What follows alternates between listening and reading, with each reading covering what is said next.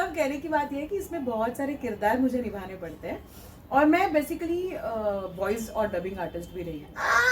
आजी आजी मला आई मारते.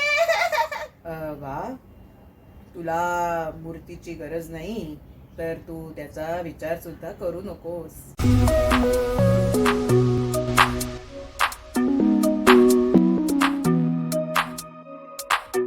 हेलो नमस्कार, my name is Rachna and you're watching mumbaitheatreguide.com.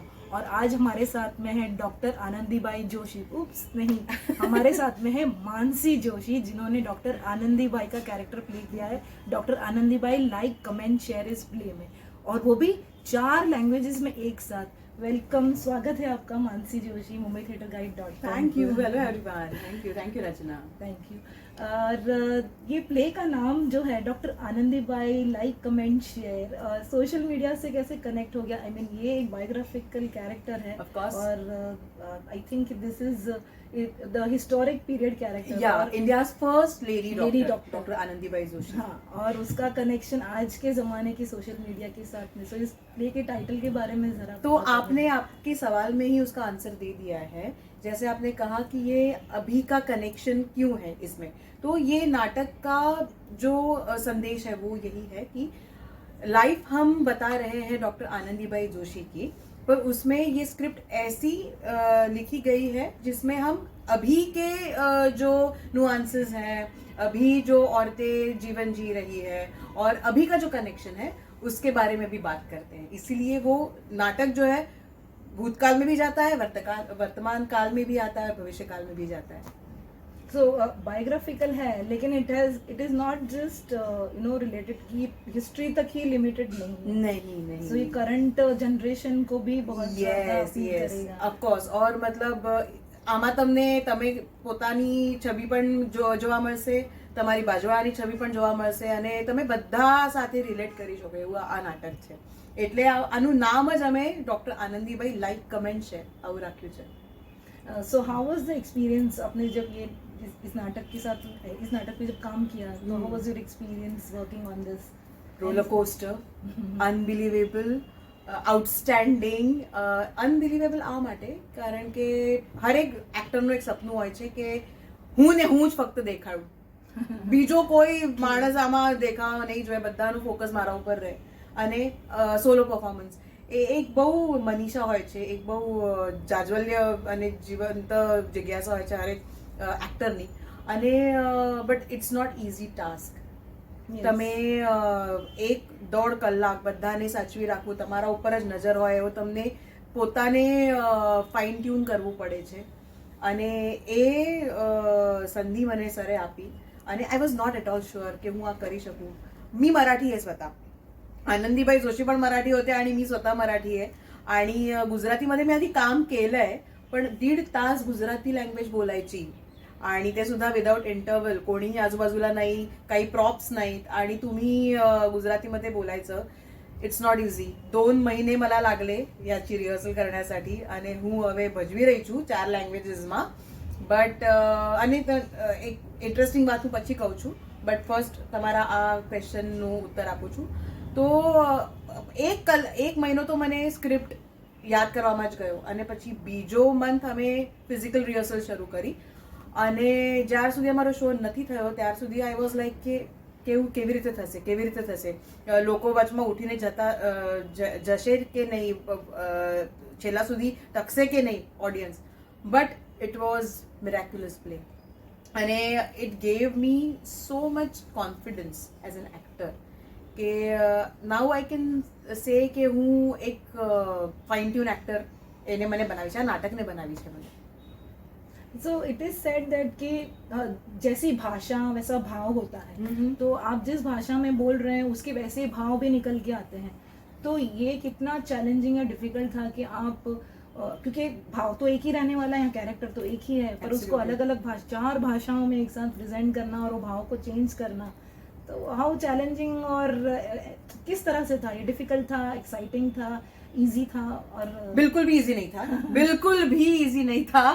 और मैं आपको बताती हूँ, हम लोग ने शुरुआत की गुजराती लैंग्वेजेस में और 1 महीने बाद हम लोग ने ये नाटक हिंदी में लाया। तो सर ने मुझे ऐसे जैसे बम फोड़ते हैं ना वैसे भाषा के बम फोड़े मेरे ऊपर और उसके बाद में मराठी में हमने ये शो किया। तो मतलब मैं अगले 6 महीने सिर्फ आनंदी बाई की ही रिहर्सल करती रही।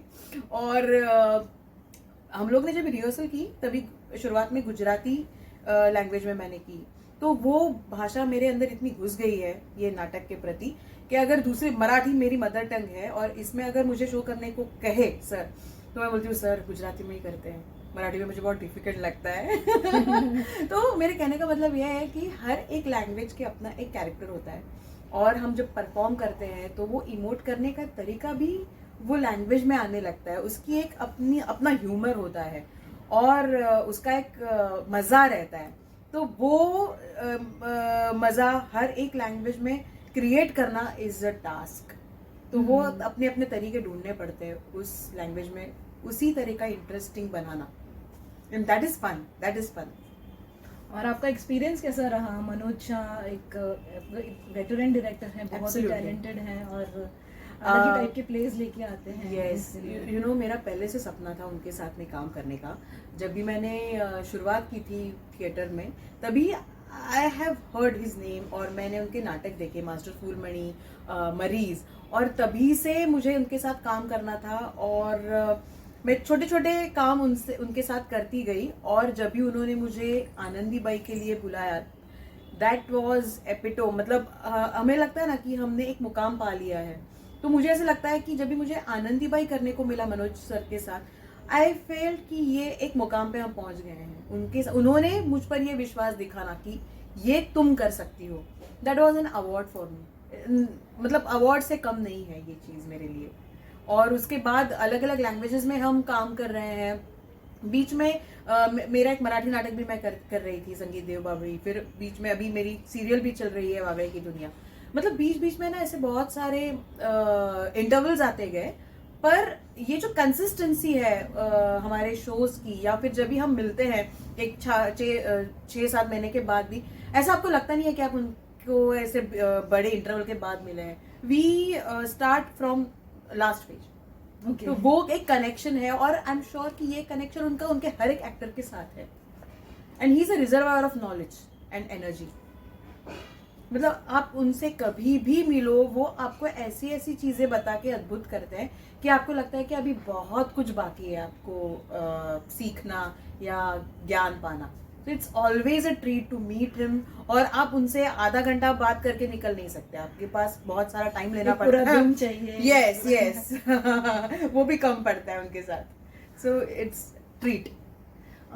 मनोज शाह जिस तरह से उनके प्लेज देखते हैं, जैसे कि अद्भुत था अभी, या फिर और भी उनके जो प्लेज हैं ज़्यादातर बायोग्राफिकल रहते हैं या फिर वो सोलोइस्ट टाइप के प्ले रहते हैं जिसमें सोलो परफॉर्मेंसेस रहते हैं। तो ये आपके लिए किस तरह का मतलब एक्सपीरियंस था? और आई थिंक डॉक्टर आनंदी भाई is also solo performance play, so how was it?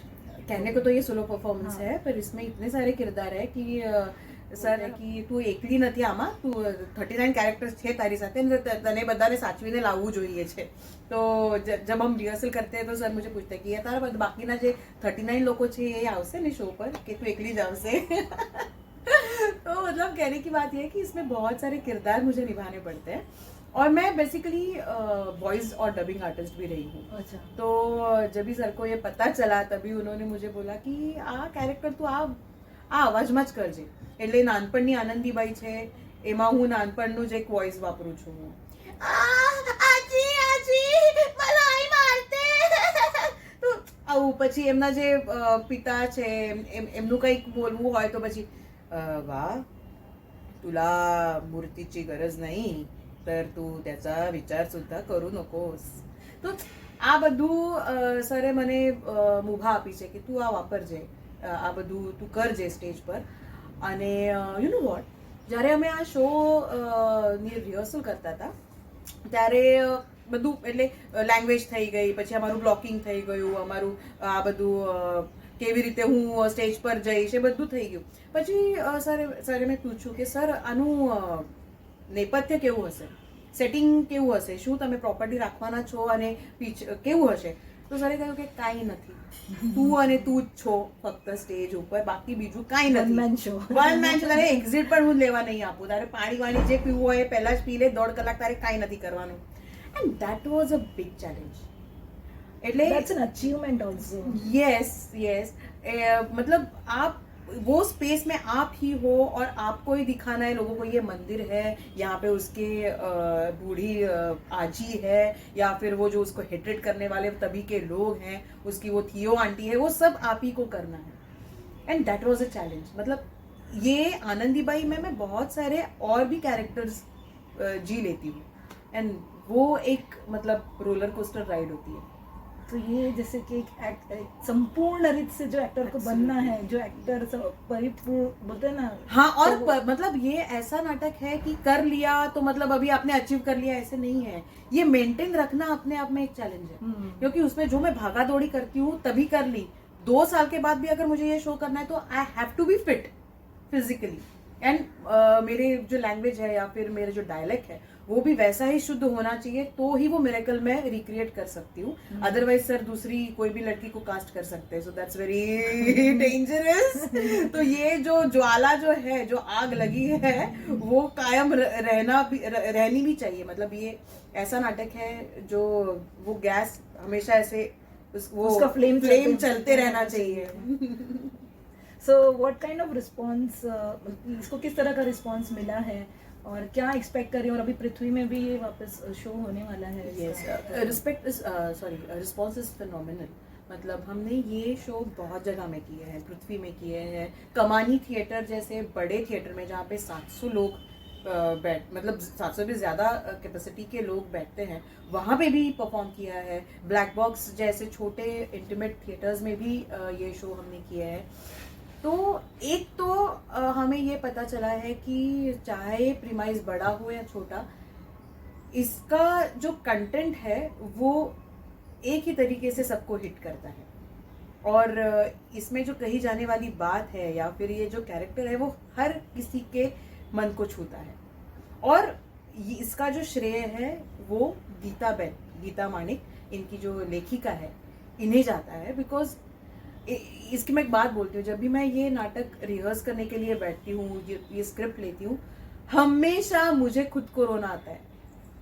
इतनी पावरफुल लाइंस उन्होंने लिखी है और यही सारी लाइंस हर एक ऑडियंस अपने साथ लेके जाता है. मतलब जब भी हम ऑडियंस को मिलते हैं तो वो 4-5 लाइंस हैं इस नाटक की, वो मतलब हाथ में हाथ लेके मुझे बोलते हैं कि ये आपकी जो लाइन है ना, ये हम नहीं भूलेंगे. और ये लाइन ने हमारा आज का पूरा दिन बना दिया.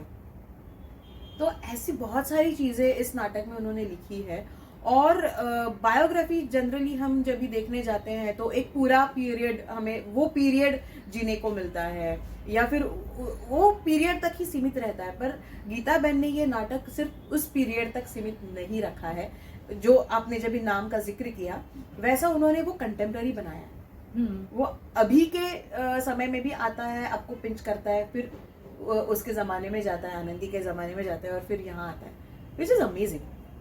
सो it was not that difficult to get into that character. मतलब कैसा होता है कि बायोग्राफिकल जो कैरेक्टर्स प्ले करने होते हैं, तो ज़्यादा रिस्पॉन्सिबिलिटी आ जाती है, ज़्यादा उत्तरदायित्व है कि हमको इस तरह से प्ले करना है. उसका वो सारे उसके एक्ट, उसकी बॉडी लैंग्वेज सब अडॉप्ट करनी है, तो वो डिफिकल्ट हो जाता है. या फॉर्चुनेटली आनंदीबाई की कोई भी वीडियो हमारे पास अवेलेबल नहीं है. हाँ. उनके बस गिने चुने फोटोज हैं, वही अवेलेबल है. तो इसीलिए बस उनका चेहरा लोगों को पता है, वो कैसे बात करती है, उनका आवाज कैसा है, वो किस तरीके से हाव भाव रखती है, वो किसी को पता नहीं है.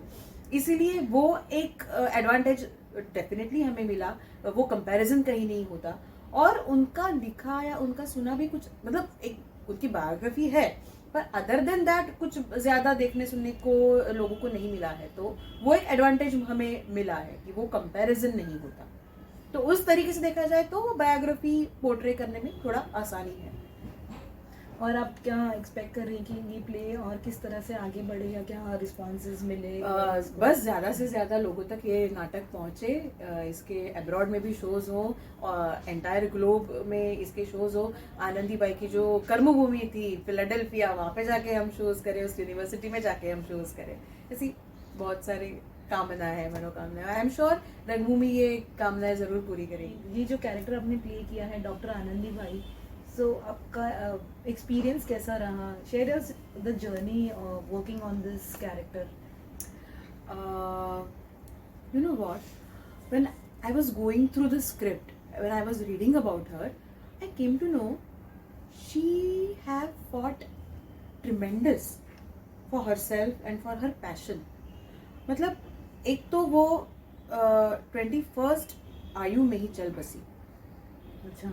मतलब उनकी जो भी उन्होंने किया है वो 21 साल में बहुत अलग अलग तरीके का जीवन उन्होंने जिया है, और जो भी स्ट्रगल है वो 21 साल में किया हुआ है.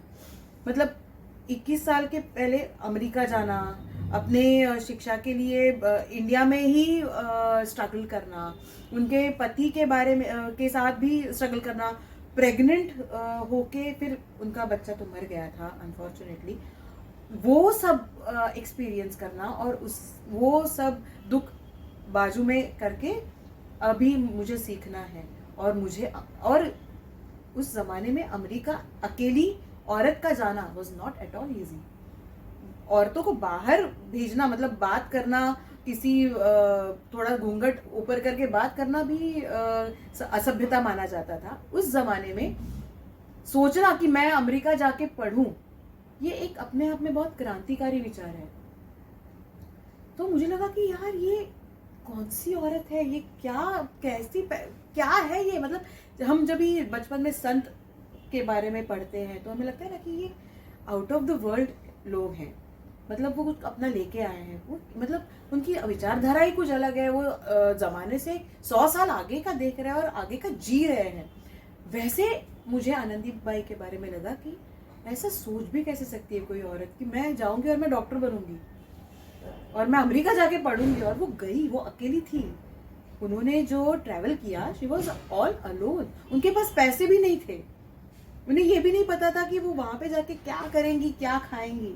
और तभी थोड़ी ऐसे वेज और नॉन वेज और इंडियन मार्ट्स हुआ करते थे वहां पे, एंड शी वॉज वेजिटेरियन. अच्छा. तो मतलब चैलेंजेस थे. और वो बनी डॉक्टर वहां पे जाके. डिटर्मिनेशन. ओह, तो मतलब ये जब मैं पढ़ती हूँ मुझे बहुत गूज़बम्स आते हैं. तो रियल वुमेन एम्पावरमेंट. एब्सोल्युटली. और मैं आपको एक बात बताती हूँ, ये हमने शोज ना बहुत जगहों पे किए, स्पेशली SNDT कॉलेज में किए हैं. हमें बुलाया गया था वहाँ पे, हमने 2 शोज किए वहाँ पे बैक टू बैक. और डॉक्टर कम्युनिटी में भी हमने ये शोज किए हैं. बहुत सारे डॉक्टर्स देखने आए थे ये नाटक. सो दे वर लाइक सेम, मुझे जैसे गुज़बम्स आए वैसे उनको भी आया. और लड़कियों को तो ये मतलब खास करके मुझे जब भी वो मिलने आई थे भी बोला कि यार हम कितने प्रिविलेज्ड हैं, हमें कितनी सारी चीज़ें ऐसी मिल जाती है. और ये हमारे पहले ये सारी औरतें हैं जिन्होंने हमें फ्री किया है. उनके रहते अभी इट्स वेरी नॉर्मल कि हाँ ये डॉक्टर है, अच्छा तुम्हें क्या करना है, इंजीनियरिंग करना है, इट्स ओके. तो ये सारे औरतों का बलिदान है हमारे पीछे. पर हम अपनी जो फ्रीडम है वो कितना कैजुअल लेते हैं. हमें छोटी सी प्रॉब्लम हो जाती है तो हम शेल में चले जाते हैं, हमें डिप्रेशन आती है.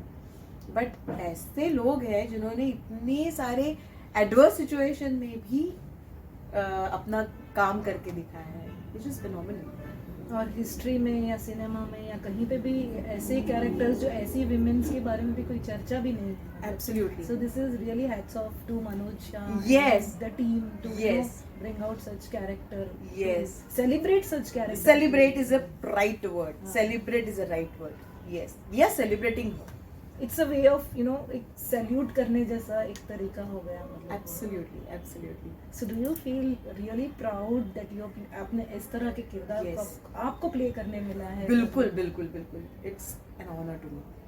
So while studying also, मतलब जब हम कोई कैरेक्टर की स्टडी करते हैं, जब हम्म. उनके ऊपर रिसर्च करते हैं, तो हमें सिर्फ हम उस किरदार को नहीं जान रहे हैं, उसकी मानसिकता, उनके जीवन की कट, जैसे आपने शेयर किया, तो आपको क्या सीखने मिला और आपने किन गुणों को अपने लाइफ में सोचा कि हाँ मुझे भी इस तरह से अपनी लाइफ में लेके चलना है? क्योंकि कहीं ना कहीं हम जो किरदार प्ले करते हैं तो हम उसके साथ ही बिल्कुल मर्ज हो जाते हैं. हम वही, Absolutely. जैसे मैंने इंटरव्यू में बोला कि डॉक्टर आनंदी बाई जोशी या मानसी जोशी. सो एक बात तो जो हमने अभी डिस्कस की कि कंसिस्टेंसी और कभी भी हार नहीं मानना है। अगर आपको जो चीज़ चाहिए ना उसके पीछे आप हाथ धो के पड़ो, वो आपको मिल जाएगी। दूसरी बात ये, एक मस्त लाइन गीताबेन ने इसमें लिखी है, મારા સંકલ્પમાંથી સ્વાર્થ નીકળી ગયો એટલે એનું બળ વધતું ગયું, બધા કામો ઝડપથી થવા માંડ્યા। जब भी आप संकल्प करो, अगर वो आप से नहीं पर एक पूरी मानव जाति के हित में हो, या फिर उस संकल्प से बहुत सारे लोग कुछ अच्छा, उनका अच्छा होने वाला हो, तो ऐसे संकल्प बहुत जल्दी सफल हो जाते हैं, क्योंकि उसमें आपका स्वार्थ नहीं होता। विच इज मतलब क्या विचार है यार। ओहो, सोचो तो ऐसा सोचो कि मतलब आपके आसपास के लोगों का भी भला हो जाए। वो बोलते हैं ना, लोग चले जाएंगे, विचार ही रह जाएंगे पीछे। तो ये मैं अपने जीवन में लाने की कोशिश करती हूँ। और आप ये प्ले करते टाइम कुछ अच्छी मेमोरीज रही होंगी, हाँ। कुछ अच्छे इंसिडेंसेस रहे होंगे, बहुत बहुत। तो कुछ शेयर करना चाहेंगे आप? एक बहुत ही अमेजिंग इंसिडेंस है। जब ये नाटक हो रहा था तभी मुझे ऐसे, मैंने मतलब ऐसे विचार कर लिया कि अभी ये तो हिस्टोरिकल नाटक है, ये आनंदी बाई है तो वो तो नौवारी पहनती होगी, तो मुझे भी अभी नौवारी साड़ी पहनने को मिलेगी, और मुझे अच्छा लगता है नौवारी पहन के नाटक करना और स्टेज पर आना और ये काम करना। तो आई वॉज जस्ट अज्यूमिंग कि ओके अभी सर बोलेंगे कि भाई नौवारी साड़ी को चूज करो, और हम लोग तो कॉस्ट्यूम की जब भी बात चली तो सर ने कहा कि हम लोग तुझे नौवारी नहीं दे रहे, हम तुम्हें एक मस्त ड्रेस दे रहे हैं, कंटेम्प्रेरी लगोगी उसमें। तो आई वॉज पिस्ड ऑफ। मैंने कहा कि ये क्या है सर, एक्सक्यूज मी, हम लोग नाटक कौन सा कर रहे हैं? डॉक्टर आनंदीबाई जोशी वो खुद नौवारी पहनती थी, और मुझे आप क्यों नहीं पहनने दे रहे हैं? और I was not at all convinced with his vision. और 2-3 शोज हुए, और मैंने मेरे थिएटर के एक्टर्स को भी बोला कि आप नाटक देखने आओ, और वो तो बोलो कैसा लग रहा है। दे वर लाइक सुपर हैप्पी और मतलब इम्प्रेस्ड एंड एवरीथिंग। और मैंने बोला कि कुछ खटका नहीं आपको नाटक में? तो बोला कि नहीं, मस्त लग रहा है। तो मैं ऐसे विदाउट नौवारी आनंदीबाई पोर्ट्रे करी हूँ, आपको कुछ खटका नहीं? तो बोल रहे कि नहीं यार, अच्छा लग रहा है, मस्त लग रहा है। तो मतलब इसमें मैं ना बहुत मतलब आई वॉज वेरी अगेंस्ट, और मैं हमेशा शो के बाद सर को बोलती थी कि सर नौवारी साड़ी चाहिए। तो उन्होंने मुझे बोला कि तू सबको पूछ क्या अच्छा लगता है आपको नाटक के बारे में, क्यों आप इतना अपील करते हो इस नाटक को अपने जीवन के साथ। तो बहुत उन्होंने बोला कि यार तुम वो जो दिखती हो ना, तुम्हारी कर्ली है, और तुम वो से ड्रेस पहनती हो, और कंटेम्प्रेरी ड्रेस, तो हमें लगता है ना कि हमारी बच्ची हमसे बात कर रही है, हमारी अड़ोस पड़ोस की बच्ची है, मेरी बेटी मुझसे बात कर रही है और बोल रही है कि I have been through a lot. तो तभी मुझे स्ट्राइक हुआ कि oh, this is not only about doctor Anandibai, this is about all women, हाँ, ऑल गर्ल्स। तो वो मुझे टैप करना है। तो तभी मुझे ये नाटक की डेप्थ पता चली। अच्छा, मतलब किरदार तो हम पोर्ट्रे कर रहे हैं, but it is not only about doctor Anandibai, it is beyond that. और वो मुझे लोगों तक पहुंचा है। सो दैट वाज मतलब एक बोलते हैं ना हमें एक साक्षात्कार होता है, वैसा मुझे साक्षात्कार हुआ। दूसरी बात, जैसे मैंने अभी बताया कि हमारे स्टेज पर कोई भी नेपथ्य या फिर कोई भी प्रॉपर्टी नहीं है, मतलब कोई भी सेट आपको नहीं दिखेगा। पहले 2-3 शो में तो कुछ भी नहीं था, फिर ऑल ऑफ अ सडन अभी आप अगर नाटक देखोगे तो हमारे पीछे ऐसे नौवारी 5 साड़ियाँ आपको लटकी हुई दिखेंगी। उसकी एक कहानी है। हम लोग ऐसे रिहर्सल कर रहे थे और दूसरा शो था, और सर मुझे बोले कि मुझे ना कल सपना आया और मुझे ना ऐसा लगा कि हमें नाटक में नौवारी साड़ियाँ रखनी चाहिए। तो मैंने लगा कि ओके तो वो मतलब ही हैड अ विजन कि ठीक है, नौवारी साड़ी तेरे बदन पे नहीं रखते हैं, पर पीछे एलिमेंट के तौर पर रखते हैं। और ये हमने, हाँ वो कैसे हुआ था, हम कमानी में थे दिल्ली में, और वो इतना बड़ा स्टेज, और मतलब उसके उस बड़े स्टेज पे मैं इतनी सी, तो उनको लगा कि क्या करते हैं यार इसको, कुछ तो मतलब ये प्रीमाइस को इतना खाली नहीं लगना चाहिए, कुछ तो एलिमेंट हम उसमें भरते हैं। और जस्ट बिफोर हम दिल्ली को जा रहे थे उसके पहले उन्हें विजन आया कि क्यों ना नौवारी साड़ी बस ऊपर से नीचे ऐसे हम छोड़ दें।